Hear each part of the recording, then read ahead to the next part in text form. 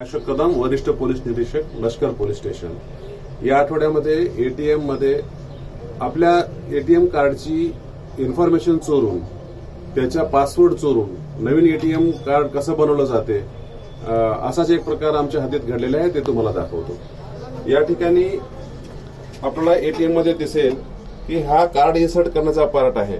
या ठिकाणी एक एक्स्ट्रा भाग लावलेला आहे, तर ज्या ठिकाणी आपण पासवर्ड टाकतो त्या ठिकाणी सुद्धा हा एक एक्स्ट्रा पार्ट लावलेला आहे आणि यामध्ये सुद्धा एक कॅमेरा आहे। यामध्ये जेव्हा तुमचं कार्ड इन्सर्ट केलं जाईल त्यावेळी त्याच्यामधून तुमची पूर्ण डिजिटल माहिती घेतली जाईल, तर यामध्ये या कॅमेऱ्याच्या मार्फत तुमचा पासवर्ड चोरला जाईल।